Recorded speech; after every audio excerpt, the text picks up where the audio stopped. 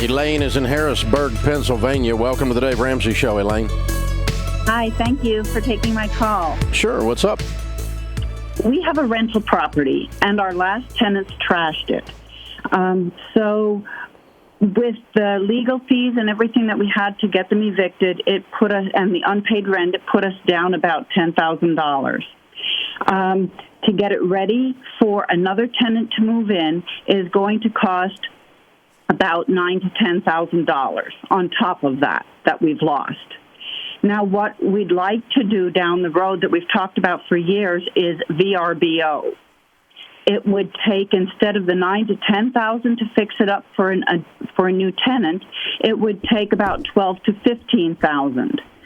And either way, anything that we do, we're going to have to dip into our emergency fund because all of the legal fees and everything were taken, the money that we had in the rental account were used up with those items.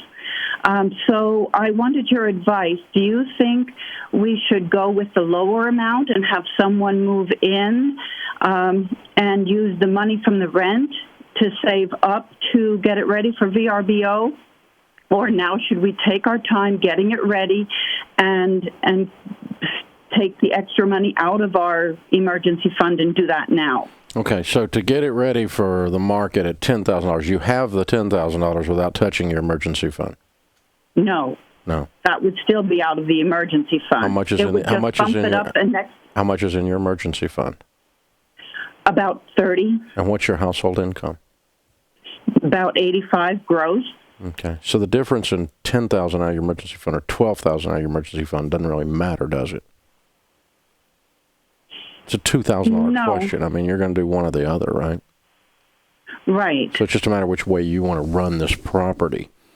So have you figured out how you screwed up as a landlord? Yes.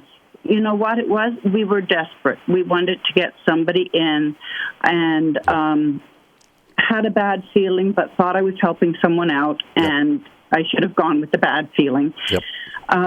Okay. But, yeah. So, right after I get desperate, I usually get stupid.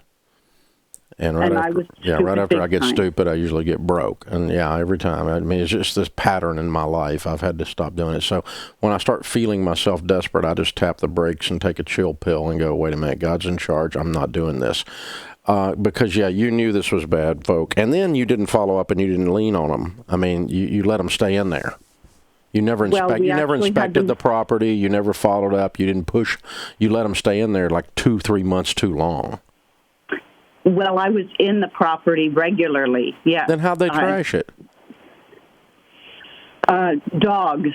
Well, I mean, if you're in the property and it's going down, why didn't you evict them?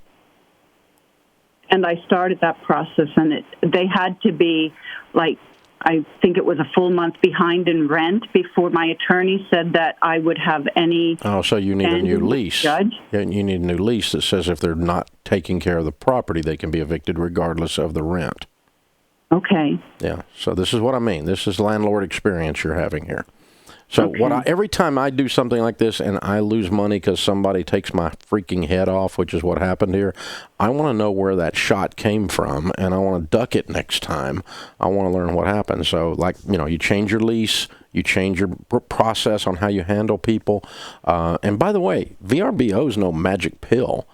There's crazy people who rent VRBO houses all the time. So it's not like it's got an exclusive to non-crazy tenants or something. They'll trash, you'll get some, bachelorette weekend in there and they'll rip the paint off the walls, man. I mean, you have to watch what you're doing, whoever you're letting in your property. And so you need to have very strict VRBO rules. Are you in a resort setting? Why VRBO? Why would anybody bother? It's in the country. It's for people who want to get away. You think there's a market? I did check on VRBO, and there are other properties in the area, I'm going to say within a 20-mile radius, that are doing it. Contact 2 or 3 of those owners and see if they ever rent them. There are reviews on, and I've read the reviews. But yeah, that I can do that as well. Are the reviews 2 years old and they rent it once every 2 years? I mean, because here's the thing: if you don't rent VRBO at least 50% of the time, you're not even breaking even on a traditional rental. Right. Because it's double, but so you got to keep it full 50% to break even on a traditional rental, and it's a lot more hassle. A lot more trouble on your part. I mean, you can do it. I don't care. But make sure that there's enough market to keep it full 50%, and then you got to ride herd on this all the time. And I don't care which one you do. 10,000, 12,000, doesn't matter to me. You got to put your emergency fund back as soon as you get this thing fixed back up. But whichever one you do, go back and say, yeah, these people were scum. Yes, they were, they let their dogs do stuff to houses people shouldn't because they were trashy people and so on.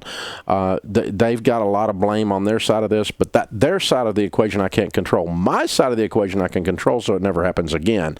I'll put in my lease conditions have to be met, and I'm going to do at least once a quarter walkthrough, and no pets. That's why I have no pets. I have pets in my house, but not any of my properties. You don't like dogs? No, I love dogs. I hate dogs as a landlord. I really hate cats as a landlord. You can't get cat smell out of nothing. No way. I mean, you have to burn the freaking house down to get cat smell out of it. So, no kitties, period. No monkeys, no pet roaches, nothing, So, whatever, and if we walk through and we find an animal, you leave or the animal leaves. Because your lease said that, So you learn your lesson, and, you become a little bit, you start to realize, owning property and being a landlord is not, it's not a charitable donation. And so it doesn't work to do charity that way. You have to do your ministry work otherwise. Now, if you want to have a house that's ministry and you just let people live there, that's wonderful. That's a whole different scenario, though. But when you're landlording, you have to have a set of guidelines and go, last time I did this, it hurt. I'm not doing this again. Last time I let somebody stay in there 3 months not paying, no, thinking they were going to be okay, they're not going to be okay. You're 10 seconds late, we're all over you, period. And, we're going to inspect the property, and we're not mean. We're the best landlord you'll ever have. All you do is just not tear my freaking house down and pay your rent. Why is that hard for some people? Well, it is, because some people's parents didn't raise them well. And so you just got to put your blocks in place regardless of which of these directions you go, because you can control a lot of these variables and not allow this to happen to you again. Or you need to sell the piece of real estate. And if you're not going to be an active, hands-on, up in the grill landlord, that's what you're going to face. Thanks for the call.